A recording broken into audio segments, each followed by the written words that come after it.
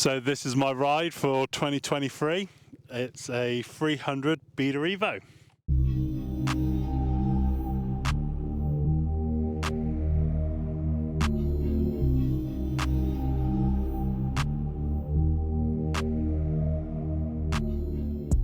So this year I'm not going to be doing quite as many of the big events. I'm not doing the Scottish 6 Day, but I will be doing some S3 Nationals, but I'm going to be riding a lot more local this year.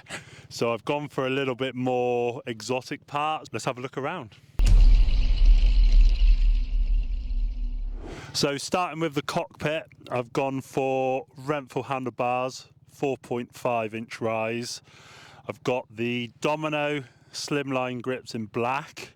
They actually come with Domino slimline as standard now, but in the grey. I prefer the black ones. Master cylinders on the standard Beta are the Gramica ones, which I actually really like, so they're both kept on. I've got the Jitsi levers, which are made specifically for the Gramica Master cylinders. I've got them in the polished silver, and they go really well with the polished Master cylinders this year. Jitsi aluminium reservoir caps on clutch and brake. Fast action throttle, and I've gone for a lanyard kill button. I've got it on the right hand side this year, on the throttle side, because every time I ride we're always filming and I need to be able to talk to the camera whilst we're riding along sometimes, so it actually just makes sense to have it on the throttle hand so I can talk to the camera without the bike cutting out.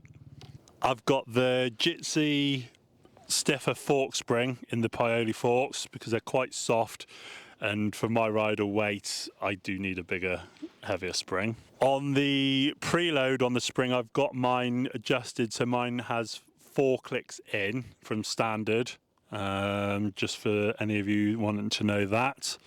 Handlebar position, I'm running them forward more than the actual centre line of the forks. I've just found it to be more comfortable in that position on this bike. Standard front mudguard on the bike, but you may have noticed I'm running the Brake Tech caliper on the front. I tend to find this caliper is really powerful, and I find it works so well that I've wanted it on the bike. I hardly have to use any pressure to be able to lock that front wheel up. I'm using Galfa brake pads front and rear.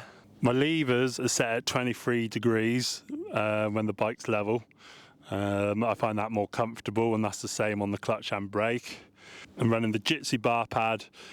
It's kind of the best of everything really. It's still nice and small so the cables don't get too kind of pushed and rubbed on, but it's also big enough that if I do end up hitting the front, there's enough cushion there to protect myself. I'm running a Radiator grill flap. Now that thing keeps a lot of the mud out of the radiator. Now you might notice that on a Beta the front mud guards are cut quite short on the back, so it's really good to have that flap on there. That stops a lot of the mud going in the radiator and stops the bike from overheating. I'm using the Jitsi silicone water pump hoses. Now that helps keep the bike a little bit cooler running in those silicone hoses, so everything like that helps. I'm using the S3 curve footrest. Footrests I've been using for quite a few years now, and I really do like them.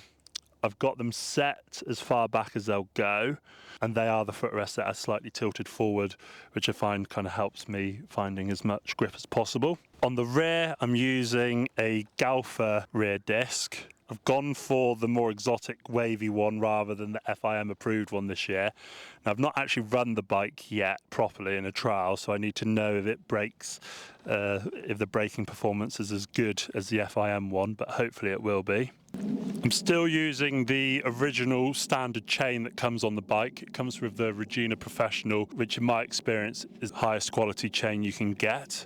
I've got a solid Jitsi rear sprocket, and I'm using standard gearing on this bike, so it's a 42 tooth. Personally, I always recommend the solid sprockets because of things like this happening. You could easily catch a finger or something else in there if you're not careful, and that could definitely ruin your day.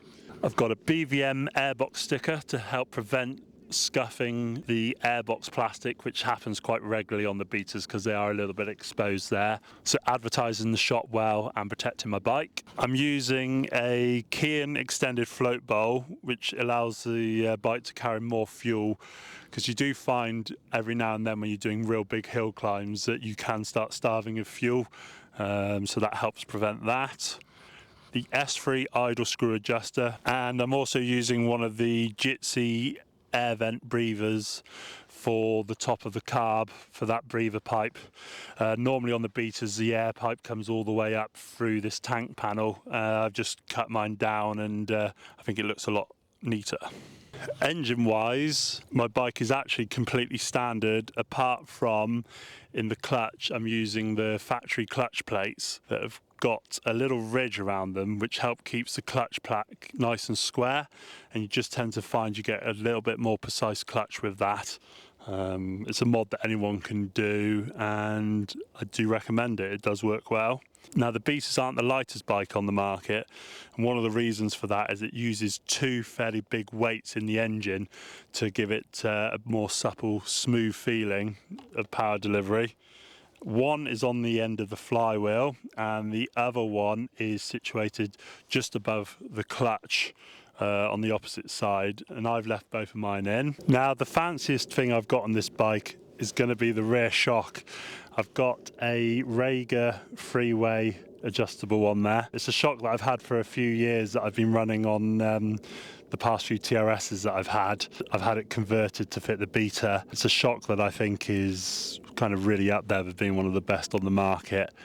It's been valved and adjusted to my weight, and yeah, I just really love the feeling of a Radiator rear shock. Well, I hope you like this bike check. If you do, give it a thumbs up and please subscribe.